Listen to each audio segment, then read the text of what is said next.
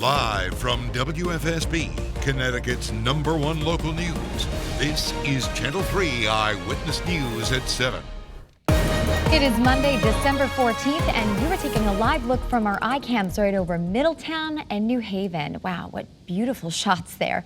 Thank you so much for waking up with Eyewitness News. I'm Nicole Nalepa. There is a chance for some snow a little later today and a bigger storm ahead later in the week. So let's get right over to meteorologist Scot Haney, who's tracking it all for us. Good morning, Scott. Hey, Nicole. Yeah, we got a little snow out there right now for you in northwest Connecticut, a little rain along the shoreline. This is just the very beginnings of what's going to be the appetizer to the main course, which is coming Wednesday night into Thursday. So today, a coating to 2 inches possible in the state, especially up in northern Connecticut, where you can see in the highest elevations we've already got some snow.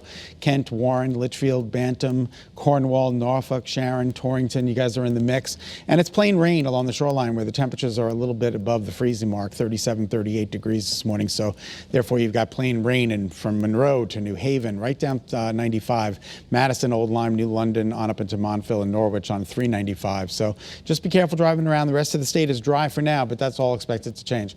What an absolutely glorious sunrise this is in Old Saybrook. I mean, it'll just take your breath away. So you guys are under the influence of some beautiful weather, but that's expected to change. Waterbury, good morning to you. Mostly overcast conditions there right now as the rain and snow is getting very close to you.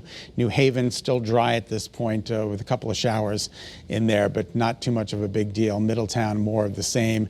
You can see some of the flakes starting to fly a little bit in the Middletown area, and that'll be the case throughout the day. Snow and rain mixed by at least 10 o'clock. Most of the state should be dealing with some of this rain and snow mix. So cloudy and cooler to start. Temperatures out there this morning are only in the mid to upper 30s, and that's where they're going to stay during the day today. You'll notice the icons, rain to snow. We could pick up again a coating to 2 inches in the highest elevations of the state, especially on the grassy surfaces. More of the same for the immediate shoreline. You've got temperatures out there in the mid to upper 30s, and then rain for basically rain for the immediate shoreline, as we're expecting temperatures there to be a little bit above the freezing mark. All right, so inland Connecticut this morning, you can see it's certainly cold enough to support that snowy activity. 32 in Salisbury, 33 in Torrington, 33 in Waterbury. You've got mid to upper 30s along the shoreline where we've got the rain, and the winds are out of the west, northwest. No wind chill to greet us this morning. Snow and rain during the day today. There it is. It's part of a much bigger system to our south and west. Unfortunately, it is going to make things a little bit messy during the day today, but not as messy as things are going to be Wednesday into Thursday when a bigger storm rolls in. Most of this moisture stays to our south and east. You can see a lot of rain, very heavy rain in parts of the Virginias down through the Carolinas. Just a mess this morning, right? So all of that basically stays to the south. We're on the northern fringe of this system, so keep that in mind. Watching midweek, Wednesday into Thursday. So here's early warning futurecast. Tomorrow's weather today showing that rain and snow in the state. This is through about 3 o'clock, 5 o'clock. It's all started to wind down and we're good to go. In terms of snowfall totals, well, anywhere from 1 to possibly 2 inches, and then we'll move you ahead to Wednesday. So I'm just going to run the clock down. Monday, again, there's that snow. Makes a departure tomorrow is beautiful. And then here comes Wednesday. Wednesday, the beginning of the day is fine, but Wednesday night, this is Wednesday night. This is Thursday morning, Thursday late morning, snow, snow, snow, snow, snow, and it could really add up around here. In the meantime, temperatures today in the mid to upper 30s, snow and rain, again, a coating to 2 inches, and then the bigger event rolls in Wednesday night through Thursday, and we've issued an early warning weather alert for that. All right, 7:04 is now the time. We'll send it back to Nicole for the rest of today's news. Nicole. Thanks, Scott. Moving on now to the latest on the coronavirus. Shipments of Pfizer's COVID-19 vaccine are set to arrive in Connecticut this morning. Hartford Hospital is one of the areas getting ready to receive vials of the vaccine and then vaccinate their healthcare workers. Channel 3 Eyewitness News reporter Aya Galal explains what we can expect in the days ahead. It's a hopeful sight amid the pandemic's darkest days. 9 months into the fight against COVID-19, and today the first coronavirus vaccines will start arriving at Connecticut hospitals. We are seeing some hopeful signs around the nation in terms of a slowing of new cases in the Midwest and the West in particular. But you're seeing an acceleration in cases in the East Coast and the West Coast. 16,000 doses are set to go to healthcare workers on the front lines. Hartford Healthcare is receiving 2,000 doses, and so is Trinity Health. UConn Health is receiving 1,000 doses. Pfizer shipped 180,000 vials of the vaccine Sunday from its Michigan facility. Some of the clinical trials of the Pfizer vaccine took place at the Yale School of Medicine and were conducted by Dr. Oyema Obuagu. For him, it's an incredible milestone, and his work is going to save lives. I'm so excited. I feel this is coming full circle. Aya Galal, Channel 3, Eyewitness News. Well, now that the FDA has given the green light to Pfizer's COVID-19 vaccine, millions of doses are on the way to people all over the country, as you just heard. So what should people know about the vaccine before they get it? Channel 3's Roger Suzanne has answers right now from a few doctors.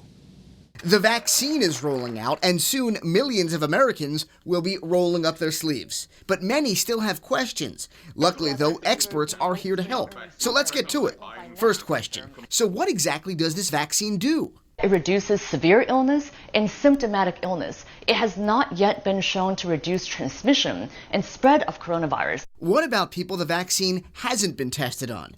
Kids, anyone pregnant or breastfeeding, people who have problems with their immune systems, and people with certain allergies. By the time individuals like that are ready to be vaccinated, we'll probably have at least some preliminary data. Okay, finally, if multiple vaccines become available, which one should I take? I would take whatever comes first. Roger Suzanne, Channel 3 Eyewitness News. Despite the vaccine's arrival, the pandemic is getting worse. Americans are now feeling the effects of Thanksgiving gatherings. Hospitals nationwide are overwhelmed, and the number of COVID-19 related deaths is nearing 300,000. We're likely to see a peak at some point in January, but the burden on the hospital system is going to continue for another 3 weeks past that. 16 million people in our country have been diagnosed with the coronavirus since the pandemic began. 1 million of those cases came in just the last week. Today, Governor Ned Lamont is joining forces with New Jersey and Pennsylvania's governors to call out Senate Republicans for blocking state and local aid in the coronavirus relief package. Senator Mitch McConnell has said that he wants Democrats to drop state bailouts from the COVID-19 bill. But state leaders say communities face a crisis if this relief package doesn't come together. New York Senator Chuck Schumer agrees. If we don't come to an agreement, we should stay here through Christmas and New Year's because people are suffering. Today's meeting between the governors starts at 9 this morning and will be happening virtually. And make sure to stay with Eyewitness News for continuing coverage on the coronavirus in Connecticut. We know you have a lot of questions about the virus and the vaccine, so you can use the Channel 3 app to send any of those questions directly to us. And then make sure to join us on Thursday at 7 p.m. for a special show with Hartford Hospital, which is focused on answering your vaccine questions. And now this morning, flags will be flying at half-staff today in remembrance of the 20 children and 6 educators who were killed at Sandy Hook Elementary School 8 years ago. Governor Lamont says the memories of the victims will forever remain in our hearts, and he's encouraging everyone across the state to perform acts of kindness, love, and humanity. And Senators Richard Blumenthal, Chris Murphy, and Lieutenant Governor Susan Bysowitz will be taking part in a virtual vigil to remember the victims this morning. That vigil is being hosted by the group Connecticut Against Gun Violence, and it will start at 9 o'clock, and it will be streamed on Facebook. Speaking of vigils, last night in Terryville, neighbors came together to remember the 15-year-old girl who was shot and killed right inside her home. Madeline Bell died 1 month ago, and her mother, 43-year-old Naomi Bell, is accused of murder and also attempted murder for shooting her 7-year-old son. Neighbors purchased those luminary bags you see there with a letter M on them to honor Madeline and to raise some money to support the surviving family members. Thank you so much for tuning in to Eyewitness News on this Monday. Remember, you can get news and weather updates anytime in that Channel 3 app, and especially those weather updates, you're going to want to tune into that. All right, have a great day, everyone. I'm Nicole Nalepa, sending you off into the sunset.